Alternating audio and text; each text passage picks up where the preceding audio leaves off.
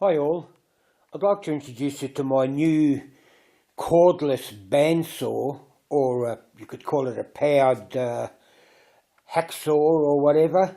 Why I got it, I won't go into any great detail, other than the fact that yes, I did pay for it, I did get it legitimately, and I'll show you basically how it works. Okay, here we go. This is how it works. You effectively just put it against a steel rod that you want to cut, turn it on, and voila, it's cut. Now, the beauty of this little unit is you take it to the work and cut it. And that's okay for big pieces, but if you've got small pieces, it's hard to have a small piece mounted in there and try and manipulate it. So what I wanted to do is devise a way of bringing the work to the tool rather than the tool to the work. So let's go into what I did.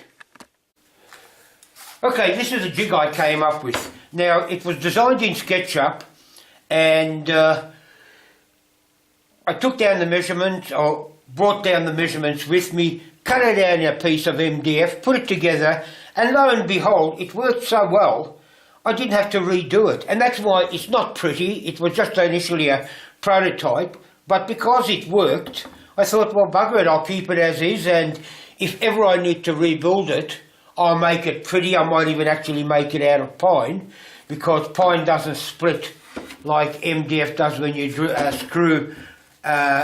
put screws in down the centre of it. If you go through it that way, it's okay, but other than that, no. The only tricky part was, having to cut that out, but that was done on the scroll saw. These little triangles, I actually took the angle that I measured on a protractor, put that into SketchUp, worked out the triangles, but to actually fit them, I put the unit into place, then snugged the triangle up against it, and then screwed it into place, and that's why it doesn't fit that well. All that is again something solid, so it wouldn't move, and it holds it into place. It's not pretty, but it's functional. The only thing I really deviated from, I also, initially I'll get into it later, but these holes, initially I cut this out so I could get at the trigger, and I'll show you on the unit. However, that didn't quite work, so I had to revamp my thoughts on that, so I'll show you that in a sec. The only other thing I really deviated from the SketchUp design is I glued in this piece of timber here to just give it a little bit of support. I had to make this wide enough because of the battery to allow the battery to go in, but then I found that this just gave it that little bit of extra support.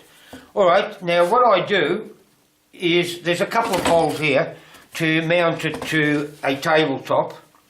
I use these clamps. They're low profile clamps, so I can actually mount it to the tabletop. I use these extensively. I've got about a dozen of these clamps, and I use continually. Now here's the saw, and this is a problem with it. You'll see the battery, and not only that, this can come with a bigger battery, and I had to allow for it to fit in, although I haven't tried it with the big battery. Here's a trigger. Now, it's well and good to get to the trigger if I had this cut open, my initial design. But then, how do I hold the trigger? The whole idea is to keep the trigger, once you turn it on, to do it. Now, this hasn't got a sort of like a hold switch, so I had to come up with something different. Anyway, the way you mount it, to start off with, is you put the handle into this cradle here, and this bottom piece fits in between the triangles, and it's as simple as that. Now what I have had, I don't know where I got these from. These are little green plastic wedges that I managed to get from somewhere, and they actually fit in perfectly in here to wedge that in.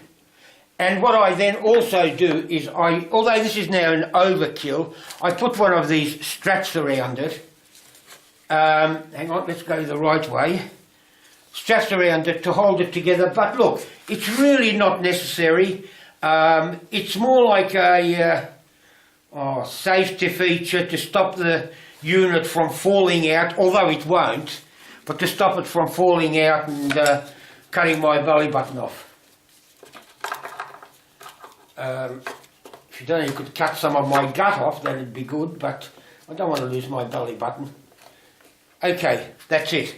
Now, for the on-off switch, it just so happened that I made up this little unit here, which fits through there and is held together by this spring. Now, it just so happens, I wish to God I could say this was by design, but it's by accident, although it is design, because I did design it this way, that spring has just sufficient tension that it doesn't turn it on. However, if I do turn it on by itself with this lever, because that now acts as a lever, it's got enough tension to hold it on. And when I lift it up, it's got enough tension not to engage it again, if you get what I mean. I'll show you how it works. Push it down, it turns on and it stays on. Push it up, it turns off and stays off. However, I'll take this off now just to ensure I don't do any accidental work. What I have also done to bring the work to the unit, I've made this little tabletop for it. And as you can see, it actually attaches with these little wooden brackets onto the tabletop that sort of comes with the unit. However, it's a pretty poopsy little thing, doesn't give you much room to play with and all that. I wanted to make it a bit bigger. So I'll show you how I put the tabletop on. This is the bolt cutting tabletop. You may notice that all these little pieces have been laser cut. That's why you'll see the black charring on it. What I did was super glued it in place, put the moving parts in just to make sure it moved freely until the glue dried, waxed it, and you get a smooth movement. The tabletop is attached to the actual supplied tabletop, if you could call it that, with these bit of hardware and these little blocks of wood to support it. Now, the way it fits in is you slip it into place down the curve of the blade, push this down until it seats properly, flip these little tabs across, tighten it, same thing on this side, and make sure it's seated properly. And you should now have quite a solid little tabletop there for use in the bolt cutting position. I'll reposition the camera and we'll go on from there. Now, to cut something on this, I've got this little sacrificial bolt. As you can see, it's got a Phillips head in it, and I hate Phillips headed anything, so if I can destroy it, I'm quite happy to destroy it.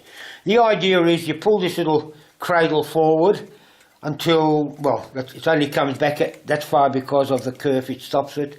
Put it in there, in that little thing. You will have to hold on to this because, again, this is a hacksaw and it's going to pull it down on it and attempt to twist it. So you do have to put a little bit of pressure on that. Make sure you keep your fingers both sides. Turn, oh, hang on, I better engage my little spring, which I just did. Turn my little lever on, and off it goes, and bring it across.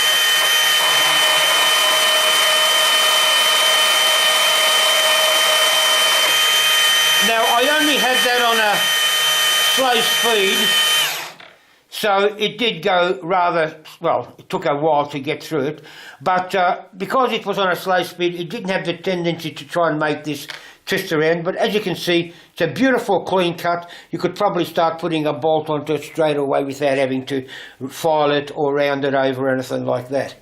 The only thing I do hate about this is that I hate metal in my woodwork, so I'll quickly zip off and, oh, kick the ankle, love that.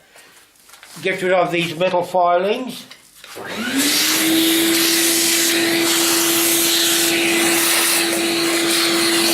Metal filings and woodworking don't work too well.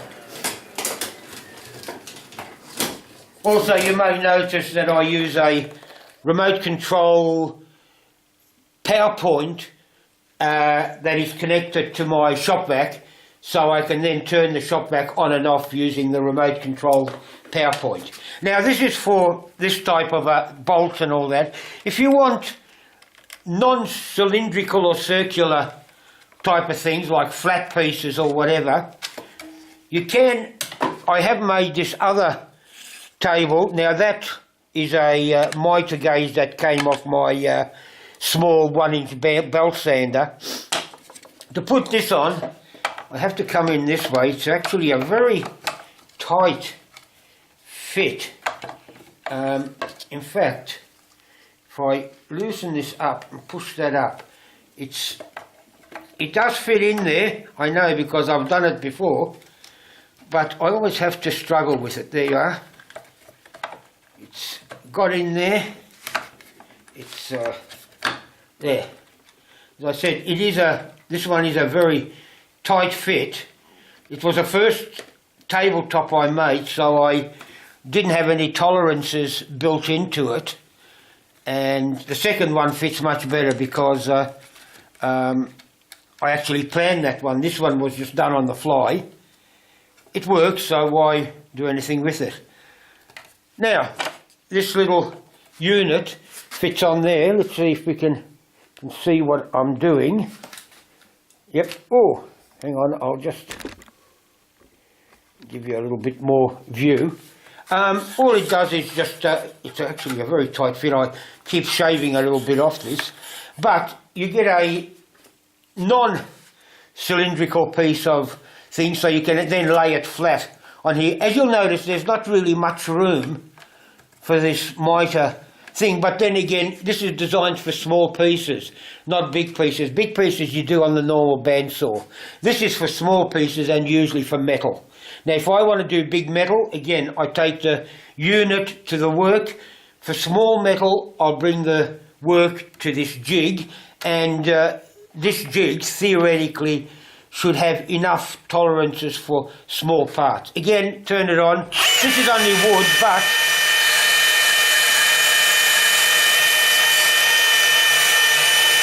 and that's it. Turn it off, and that's the jig in motion. Hope this can give somebody some ideas, and that's it, you know. Catch you later.